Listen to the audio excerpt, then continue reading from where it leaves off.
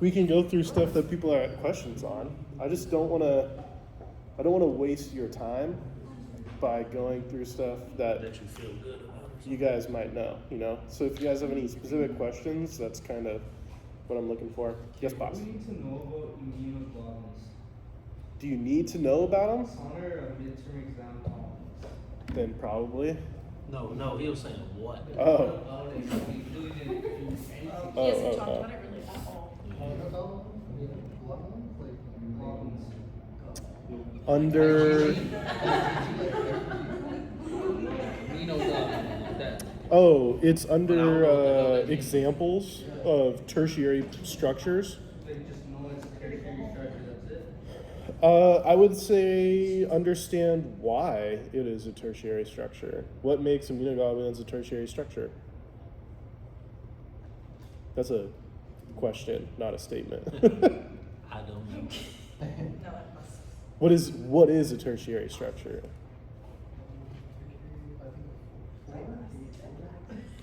That's quaternary. Quaternary, is that? Alpha helix.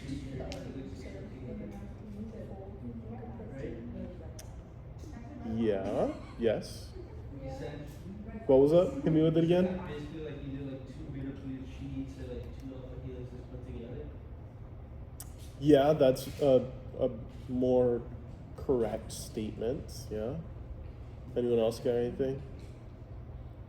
Okay, so I heard interactions of alpha and beta sheets, and I heard interactions of folding with the side groups. Anyone else got anything? No? Okay, cool. You guys have a pretty solid structure of it. It's just the third time around, right? So I'm sure you guys have all been bored enough in class to like twist a piece of string, right? When you first start to twist the piece of string, it just twists. Easy peasy. Now, as you continue to do so, it starts to twist the twist on itself. You picking up what I'm putting down? You all have all done it. You know what I'm talking about. Yeah? Now, the twists of the twists, you keep going, keep going, keep going, keep going. What happens? It's going to get more this weird structure going on. Picking up what I'm putting down? All right. So that's kind of like the three different stages. The first stage is just the orientation of them together, right? So 1 to 2 to 3 to 4 to 5. You can say it's tyrosine, phenylalanine, alanine, tryptophan, and isoleucine. Yeah, whatever, right? Now, as I start to put them together, they're going to have some interesting interactions on each other, right? Let's say that these two want to be together, these two want to be together, this one wants to be nowhere near this one, right? Whatever. However they're oriented and however that works because of their side chains, right? If they're polar, they're non-polar, they're acidic, they're basic, they're big, they're small, all of the above, right? It's a ton of different stuff going on. You guys understand where I'm coming from so far? Cool. Now what's going to end up happening is they're going to fold in some manner. We can say that these two want to be together and this one's going to be over here. Whoops, whatever.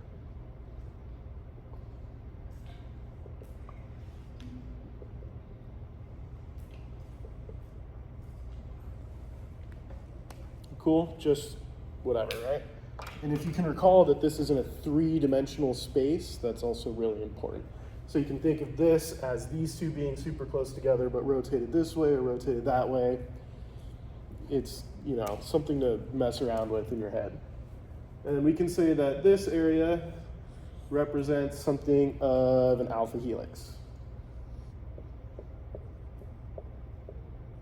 And that this area over here represents something of a beta pleated sheet. What does an alpha helix look like? Yeah. Twisty, twisty, twisty. Yeah? No problem.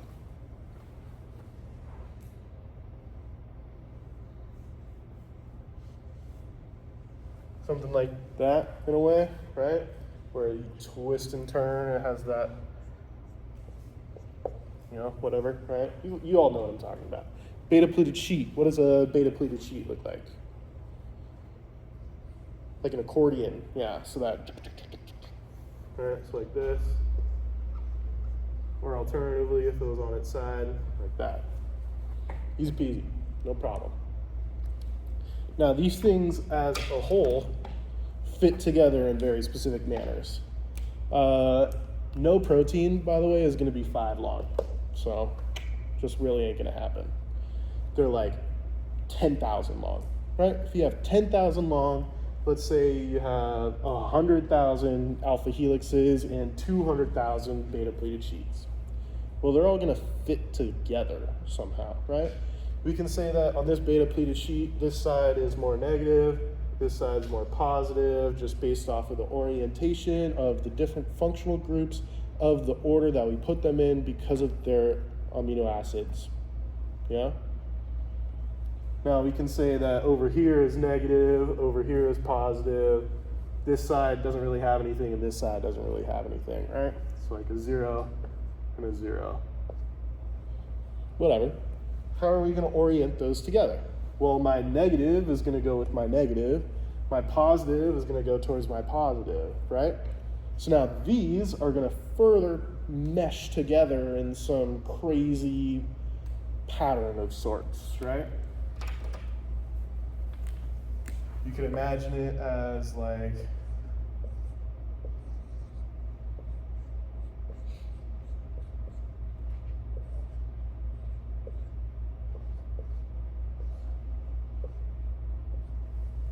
some ridiculously crazy thing in a 3-dimensional space where this is the top and then on the opposite side of that is the bottom, but it actually has an alpha helix on the bottom that you can't quite see that's going up and down and left and right and shoots and ladders, right? Now these all orient in a very, very specific way for a very, very important reason, and that's for that high specificity. Now, you guys have gone over the reactions, right? For Michaelis-Menten and that fun stuff. KM, right? It's talking about how likely an enzyme and a substrate are going to bind together in their proper orientation. If you recall, we talked about this a little bit in terms of the high five, right? Or a handshake, or whatever the hell you want, a hug, who gives a shit? It's just making sure that the two people are facing each other, one's not upside down, they're not, everything has to be in perfect orientation. And why does that have to be in perfect orientation? Well, because of this giant mess of stuff, right? My beta pleated sheets are going to interact with alternative complementary beta pleated sheets on this other substrate that are coming in at one tiny specific little spot, while at the same time I'm having 500 different interactions together.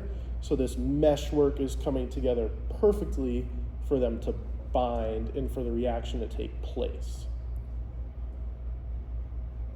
Feel like I might have lost you guys on some of that. It's like a puzzle piece, right? Having this intricate network of beta pleated sheets and alpha helices together makes this very unique kind of pattern in a way. If you want to think about this spot that you have, we'll say that the spot is represented in this box. This is where your substrate is going to be on this enzyme, right? Now we know that magically this area right here is for betas only. This area over here is for alphas only. You have negative alphas over here, negative betas, neither. Just a negative area over here, a positive area over here, and a neutral area over here. You guys see how you have this kind of intricate pattern that's formed in a way? Kind of like a key, right? The grooves of a key all have to fit in perfectly, yeah? So I need to match this. These are my grooves, if you will, and then I'm putting the key in, and well, what's the key? The key is my substrate. Does that make sense? Cool. So what's important to know about that? Well, it's our tertiary structure, right? Our primary is the orientation of which they're in. Our secondary is kind of if they're forming these. Our tertiary is how they all interact together. And what's important about my tertiary is that most of the time it's the end. I don't have to worry about my quaternary structure. My quaternary structure only exists in special cases, if you will. Things that are of great importance, right? A quaternary structure example is hemoglobin, right? You have alpha and beta, two dimers coming together. One unit of the dimer is just a tertiary structure of something. That's all that's going on. You have a puzzle piece with another puzzle piece, and they're complementary to the other sides. And you have this 4-unit thing come together. And that's in this case, it's 4 units, so it makes it a quaternary structure, but technically a quaternary structure is one tertiary with another tertiary. It can be as many number of times that you need.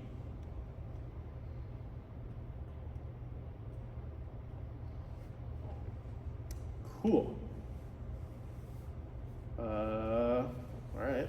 Does that answer what's going on? Right on.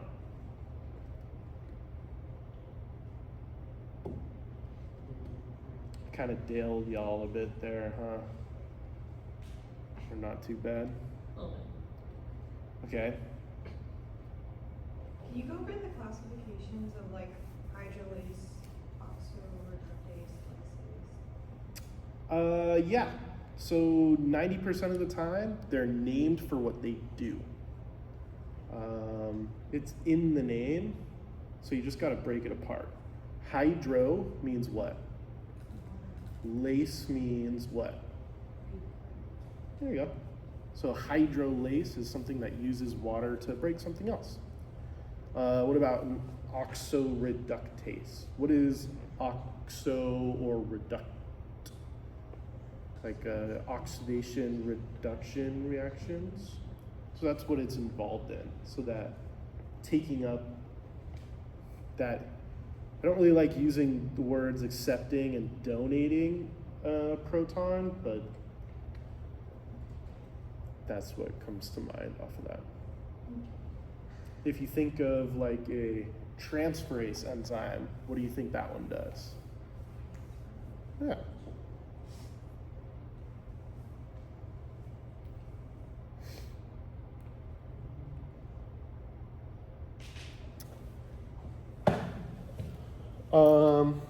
To give you guys an easier time of what's going on here, I want you to think of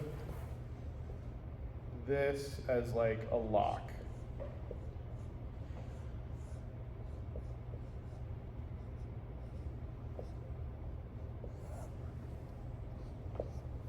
Right? Now, what you need to do is you need to have a complementary thing. In this case, it's going to be your substrate. Your substrate is that key, if you will, and it needs to fit in here perfectly. So what does it need to have? Well, it needs to have a relatively small one, relatively large cutout, a big cutout, medium, and 2 small ones, right? So if you imagine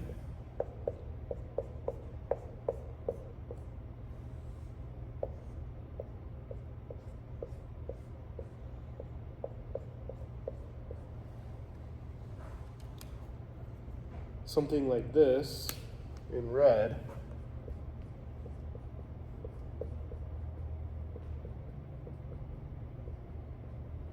would fill the void or the active site of my enzyme in blue. You see how those two fit together? Yeah? So if you can imagine, you could say like, hey, these are 3 alpha helices next to each other, while over here you have a beta sheet next to a beta sheet, next to 3 more alpha helices. Picking up what I'm putting down. Cool. I never get that.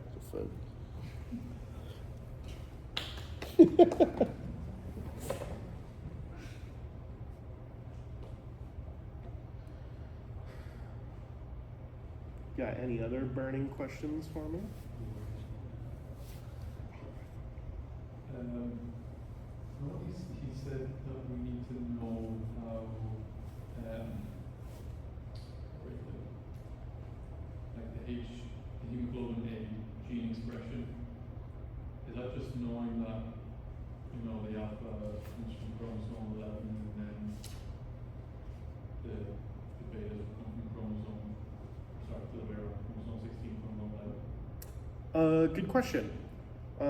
What I would say that I remember was the importance of there being 2 different production sites. So that's for your thalassemias, right? Where if one is blocked out, you still have a 50% chance of being A-okay. And that I believe he might have asked what number chromosome it was on or something of the sort. But that's what I can recall from that. Does that make sense? Cool.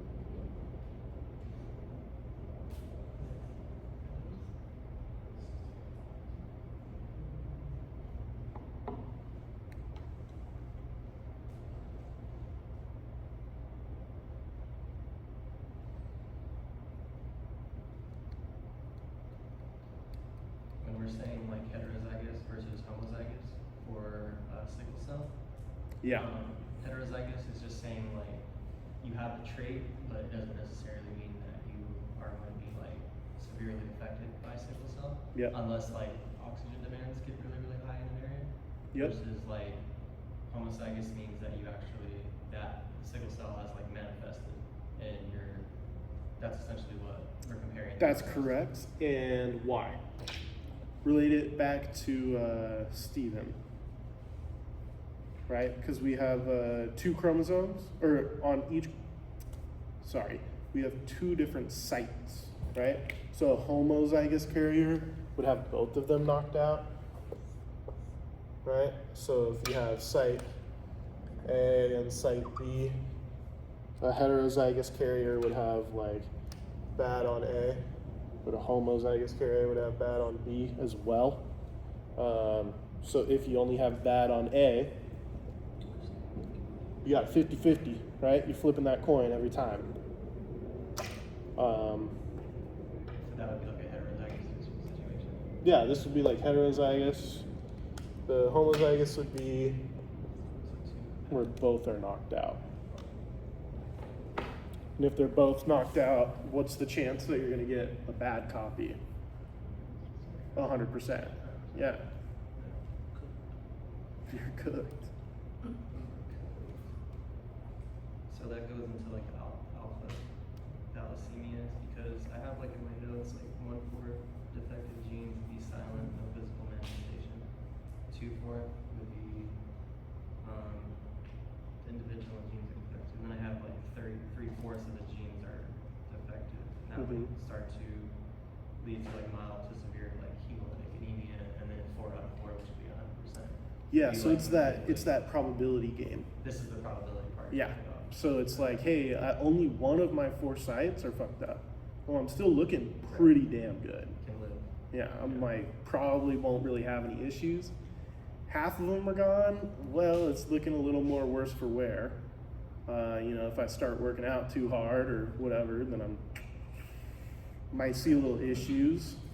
3/4 of them are gone, 75%. Well, it's pretty damn likely that most of the time I'm going to be having a tough time.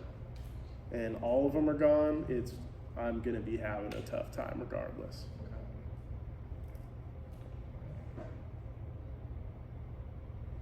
Yeah. So on to like this stuff like the thalassemias, it's like one out of the 4 genes is defective, you get a silent carrier versus 2 is you have alpha thalassemia, it's 3 you have HBH disease. Like, would you want us to know all that stuff or? He'd want you to understand it. I mean, it sounds like you got it.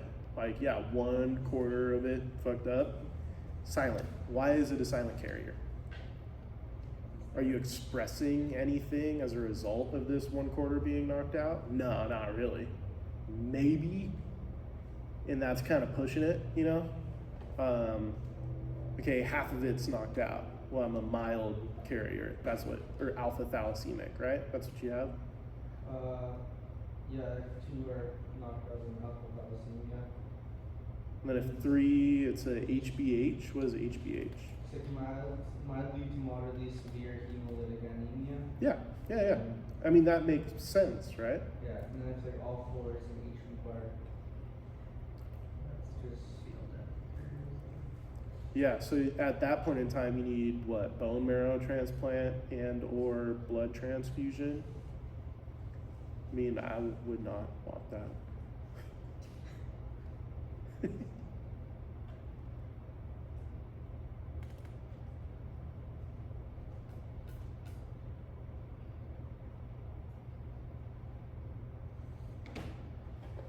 Beta is 11. Beta. betas are on their chromosome 11. Do you guys remember how to note it? Like with the asterisk? Like, alpha, beta 2. Nah. Okay. If he didn't tell you guys that, then I probably wouldn't super worry about it. All that this is saying is that one of it is knocked out. Yeah? Or if I had beta, alpha, 1, beta is knocked out versus beta 2, then both of them are fucked up. Yeah. It's just a drawing or writing it out. That's how you're supposed to write it out.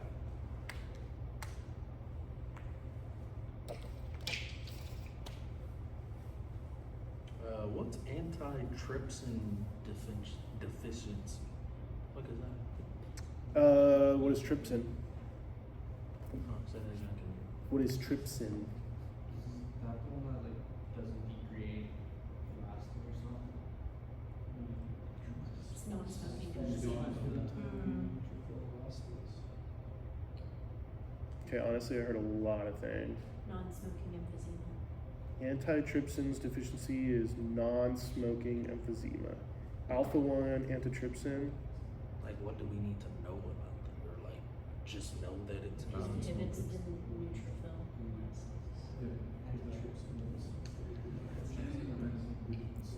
So it's like, A vital protein produced primarily by the liver that protects the lungs from liver from inflammation and tissue damage. Genetic condition that significantly increases the risk of onset of lung disease and liver disease. It prevents so. Oh, it's for neutrophil elastase.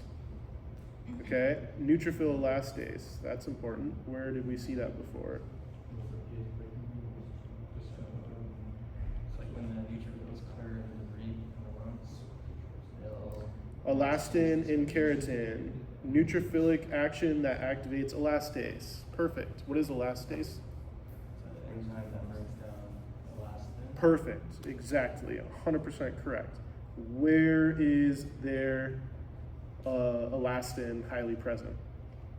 In the lungs. Your lungs. So if I have, what does antitrypsin do? It deactivates excess elastase. Perfect. So if I deactivate my excess elastase, which is used to break down elastin, as we talked about, right? Let's say I remove that. What's going to happen? I'm going to have an increase in the activity of my elastinase. If I have an increased activity of my elastinase in, let's say, my lungs, what's going to happen to the elastic fiber concentration? It's going to decrease, right? If I decrease the elasticity of my lungs, already sounded bad, right? I would say something like that is kind of what he wants you to know. Okay. Not like, oh my god, it does this, which is this gene here and all that crap. Okay.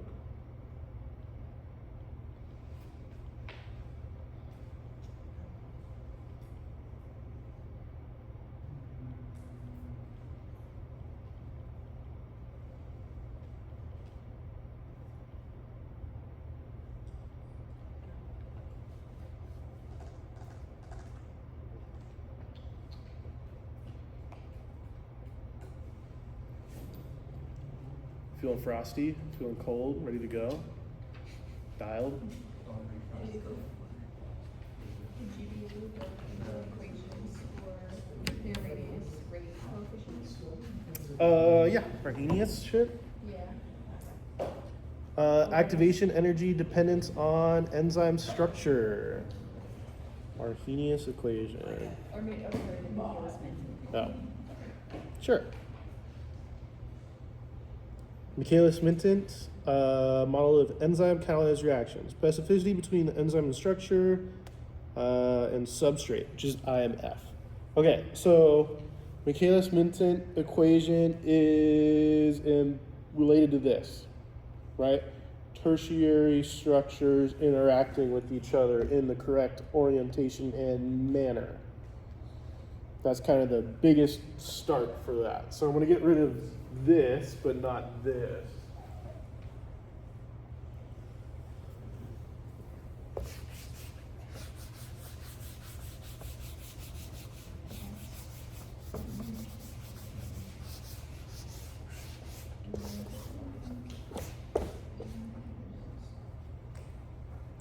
Okay.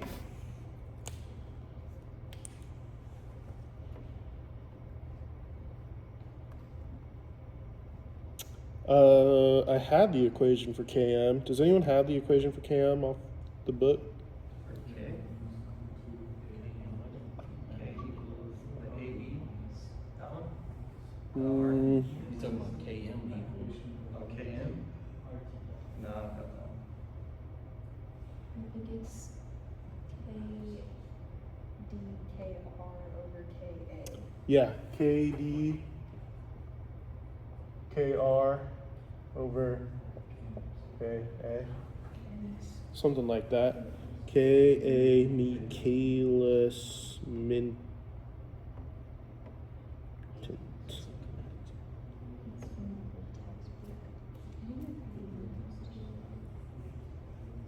I just need that to make sure I don't tell you the wrong thing.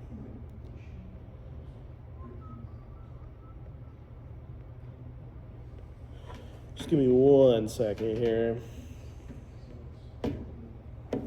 Alright, fuck it, we ball. Okay, Yeah, that's correct.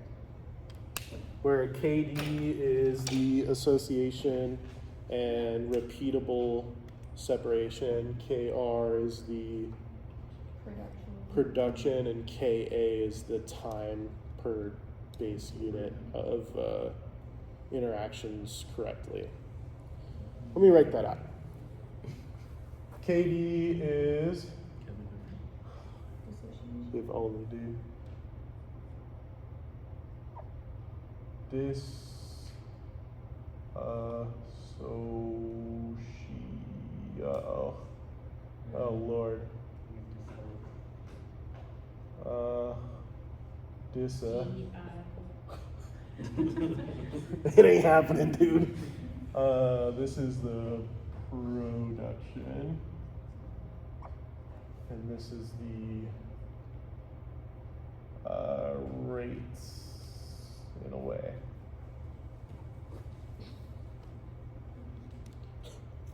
What are you giggling about over there? A little dot, dot, dot. Well, it's because I'm going to explain it.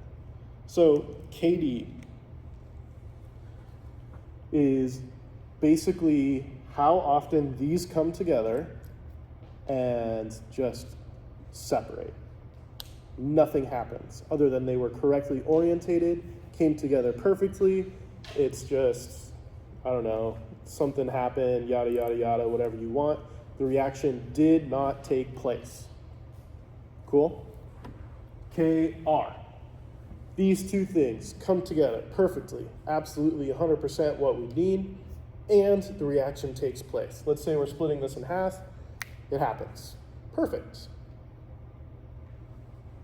Ka is the rate base of time that these interactions take place, right? So if I have 100 interactions, 90 of them make the product and 10 of them they just disassociate, it'd be over 100. Does that make sense? So it's that total number of interactions per base unit of time, which is up to your choosing. Coolio? Does that make sense so far? Okay. Then we're going to go to this.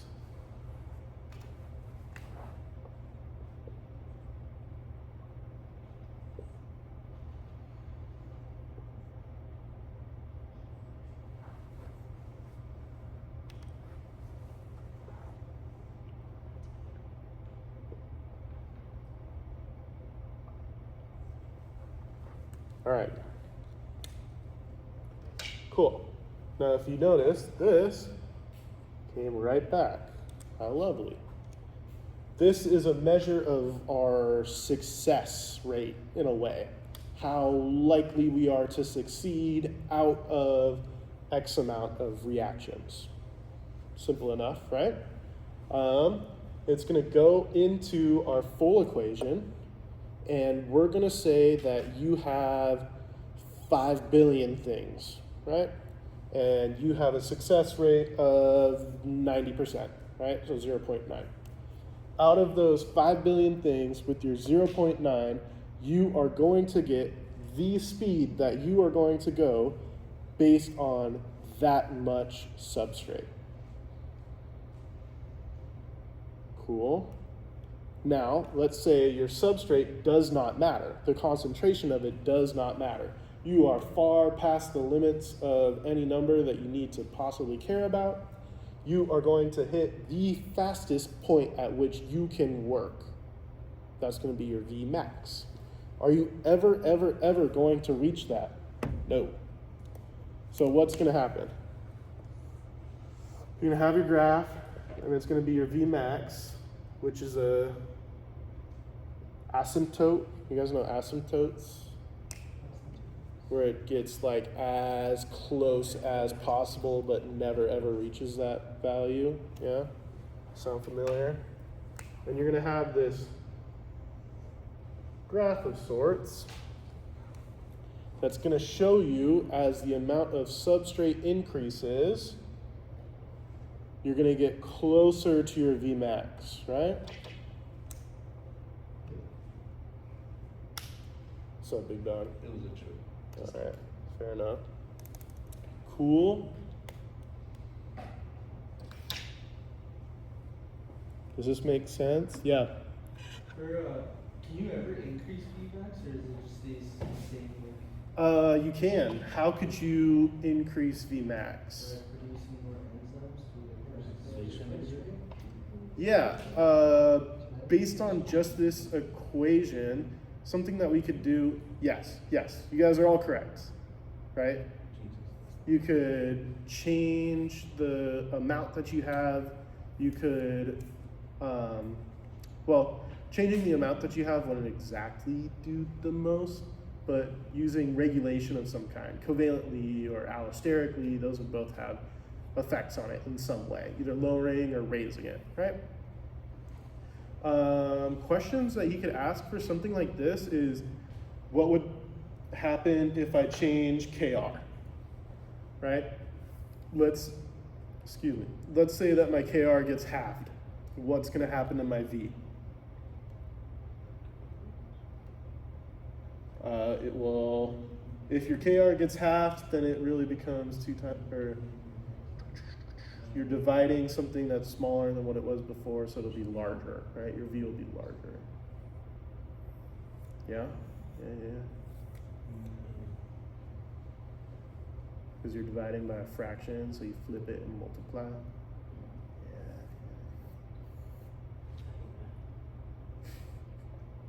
Is that the R? KR, yeah, this is an R. That's the R. If that was not. The R units? This is part of the Michaelis-Menten. Oh, this is part of that one, Yeah.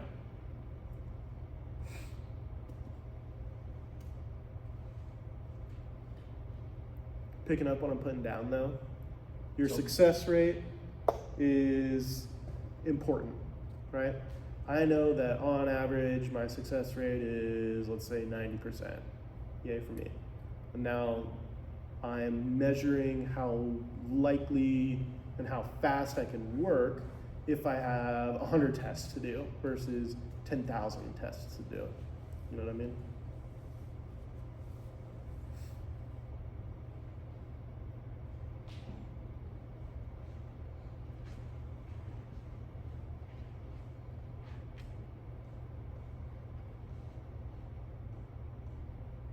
Amy, what's your- Confusing me. Huh? I have something about affinity in Yeah. regards to Which one? K- top equation. D or KR or KA? Michaelis-Menten constant. Which one? This one? Yep. Yeah. For that one, I have when affinity is high, the constant value goes down. Mm-hmm. Is that correct? Yes. Okay, so then. they're High inversely affinity proportional. and strong binding. Okay. So you guys can think of it as a net and like a fishing line, right? How am I gonna get more? With a net or with a fishing line? With a net. I'm gonna throw that bitch in, I'm gonna get like 30. Hell yeah, right? That's a low specificity, but it's high KM, right? Now, if I'm using a fishing line, well, I'm being very goddamn specific, right? I want the one thing and the one thing only.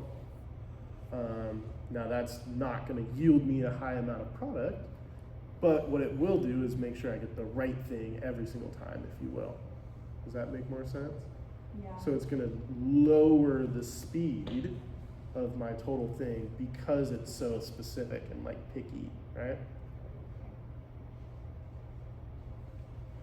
It's like if I were to go out shopping with my girlfriend and she's like, oh my God, this shirt, this one, and this one. And I'm like, I just want this one. And call it a day.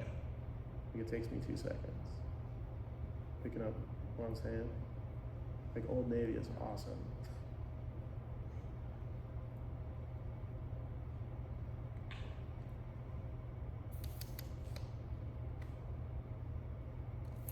Any other burning hot topics?